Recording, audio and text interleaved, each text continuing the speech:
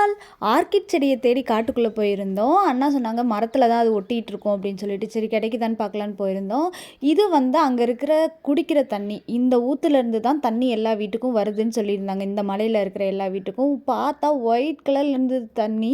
இந்த தண்ணி ரொம்பவே டேஸ்ட்டாக இருக்கும். எப்போவுமே இதில் தண்ணி இருந்துக்கிட்டே இருக்கும். இதை தாண்டி வந்தானே ஒரு வீடு இருந்தது. அந்த வீட்டில் வந்து இருந்த செடிகளை வந்து வீடியோ எடுத்திருந்தேன். இந்த செண்டுமல்லி செடி இந்த மலையில் எல்லா வீட்லேயுமே இருக்குது. குட்டி குட்டியாக அழகாக பூத்துருக்குது, நல்ல மல்டி கலரில். சித்திரத்தை செடியில் இது வரைக்கும் நான் பூக்களை பார்த்ததே இல்லை, இங்கே தான் பார்த்துருந்தேன். ரொம்பவே க்யூட்டாக இருந்தது. ஸ்மெல்லுமே இது ஃபுல்லாக மலை ஃபுல்லாக இந்த ஹெர்பல் ஸ்மெல்லாகவே இருந்துச்சு. இந்த குரோட்டன் செடிகளுமே எல்லா வீட்லேயுமே இருந்துச்சு. இது என்ன பிளான்ட்டாக இருக்கும், நானும் மலை ஏறினதுலேருந்து பார்க்குறேன். இது எல்லா பக்கமே இப்படி தொங்கிட்டு இருந்துச்சு. இது ஊமத்தம்பூ மாதிரியே இருக்கேன்னு சொல்லி எடுத்து பார்க்கலாம், கீழே தொங்கிட்டு இருக்கேன்னு எடுத்தாலுமே அது ஒரு வெயிட்லெஸ்ஸான ஃப்ளவராக இருந்தது. கையளவுக்கு பெரிய பூவாக இருந்துச்சு. இந்த பூக்கு பேர் என்னென்னு தெரிஞ்சிச்சுன்னா யாராச்சும் கமெண்ட்ஸில் சொல்லுங்கள். பாய்.